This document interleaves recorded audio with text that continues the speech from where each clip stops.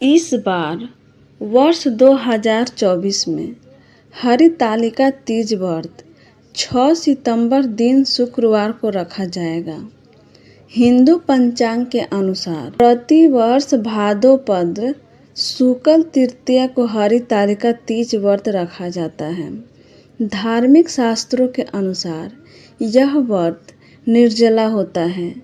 इस दिन प्रत्येक पहर में भगवान शिव का पूजन तथा आरती की जाती है और घी, दही, शक्कर, दूध और शहद मिलाकर पंचामृत बनाया जाता है। महिलाओं द्वारा किए जाने वाला यह व्रत बहुत कठिन होता है और इसमें उन्हें निर्जला रहकर जागरण भी करना होता है। इस दिन सुहागिन महिलाओं को सिंदूर, मेहंदी, बिंदी, चूड़ी, काजल आदि सामग्री सहित सुहाग पिटारा दिया जाता है। यह व्रत सुहागिनें पति की लंबी आयु और कुंवारी लड़कियां अच्छा वर पाने के लिए रखती हैं। सौभाग्यवती स्त्रियां हरितालिका तीज व्रत अपने सुहाग की लंबी आयु तथा अविवाहित युवतियां मनपसंद पति पाने के लिए करती हैं। तीज के दिन व्रतधारी महिलाएं सूर्योदय से पहले ही उठकर नहाकर पूरा श्रृंगार करती हैं। फिर मन में व्रत का संकल्प लेना चाहिए। सबसे पहले घर के मंदिर में काली मिट्टी से भगवान शिव शंकर और माता पार्वती और गणेश की मूर्ति बनाएं। पूजन के लिए केले के पत्तों से मंडप बनाकर गौरी शंकर की प्रतिमा स्थापित की जाती है। अब इन मूर्तियों को तिलक लगाएं और फल फूल अर्पित करें। फिर माता पार्वती को एक एक करके हरि सुहाग की सामग्री अर्पित करें।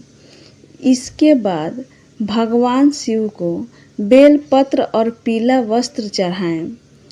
रात में भजन कीर्तन करते हुए जागरण कर 3 बार आरती की जाती है और शिव पार्वती विवाह की कथा सुनी जाती है।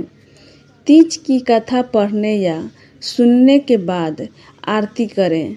इस व्रत में शयन निषेध है, अतः रात्रि में भजन कीर्तन करते हुए रात्रि जागरण करना चाहिए।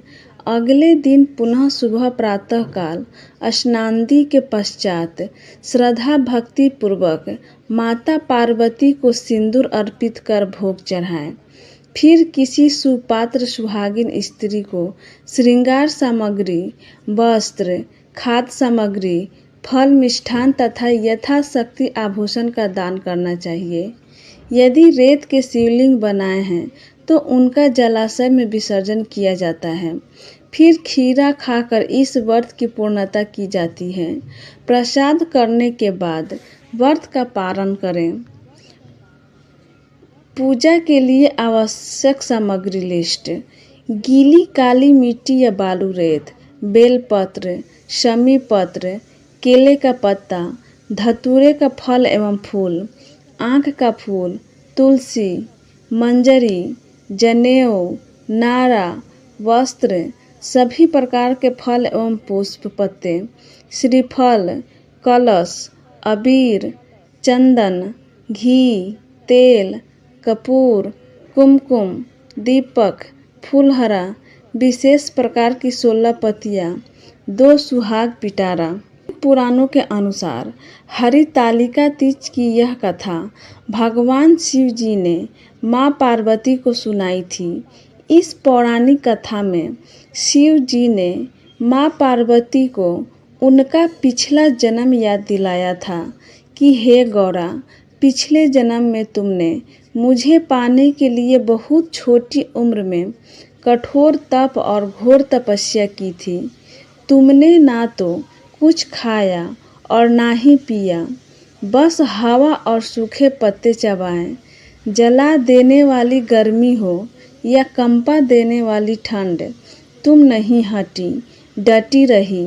बारिश में भी तुमने जल नहीं पिया। तुम्हें इस हालत में देखकर तुम्हारे पिता दुखी थे। उनको दुखी देखकर नारद मुनि आए और कहा कि मैं भगवान विष्णु के भेजने पर यहाँ आया हूँ। वह आपकी कन्या से विवाह करना चाहते हैं। इस बारे में मैं आपकी राय जानना चाहता हूँ। नारद जी की बात सुनकर आपके पिता बोले, अगर भगवान विष्णु यह चाहते हैं तो उन्हें कोई आपत्ति नहीं, परंतु जब तुम्हें इस विवाह के बारे में पता चला तो तुम दुखी हो गई। तुम्हारी एक सहेली ने तुम्हारे दुख का कारण पूछा तो तुमने कहा कि मैंने सच्चे मन से भगवान शिव को वरण किया है, किंतु मेरे पिता ने मेरा विवाह विष्णु जी के साथ तय कर दिया है। मैं विचित्र धर्म संकट में हूँ। अब मेरे पास प्राण त्याग देने के अलावा कोई और उपाय नहीं बचा। तुम्हारी सखी बहुत ही समझदार थी। उसने कहा, प्राण छोड़ने का यहाँ कारण ही क्या है? संकट के समय धैर्य से काम लेना चाहिए।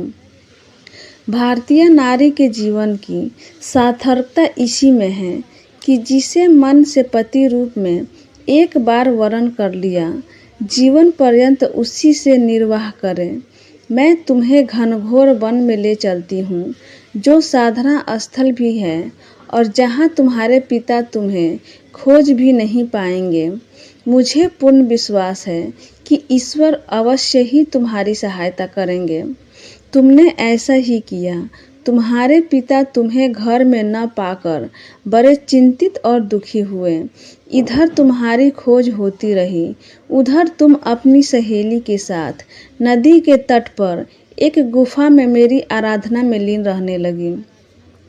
तुमने रेत के शिवलिंग का निर्माण किया। तुम्हारी इस कठोर तपस्या के प्रभाव से मेरा आसन हिल उठा और मैं शीघ्र ही तुम्हारे पास पहुंचा और तुमसे वर मांगने को कहा। तब अपना तपस्या के फली फूलित मुझे अपने समक्ष पाकर तुमने कहा, मैं आपको सच्चे मन से पति के रूप में वरण कर चुकी हूँ। यदि आप सचमुच मेरी तपस्या से प्रसन्न होकर यहाँ पधारे हैं तो मुझे अपनी अर्धांगिनी के रूप में स्वीकार कर लीजिए। तब तथास्तु कहकर मैं कैलाश पर्वत पर लौट गया। उसी समय गिरिराज अपने बंधु बांधवों के साथ तुम्हें खोजते हुए वहां पहुंचे। तुमने सारा वृतांत बताया और कहा कि मैं घर तभी जाऊंगी अगर आप महादेव से मेरा विवाह करेंगे। तुम्हारे पिता मान गए और उन्होंने हमारा विवाह करवाया।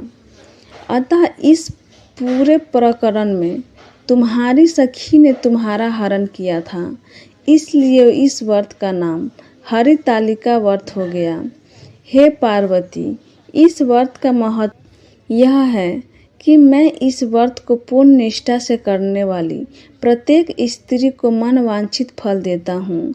इस व्रत को करने वाली महिलाएं माता पार्वती के समान ही सुखपूर्वक पति रमन करके शिवलोक को जाती हैं।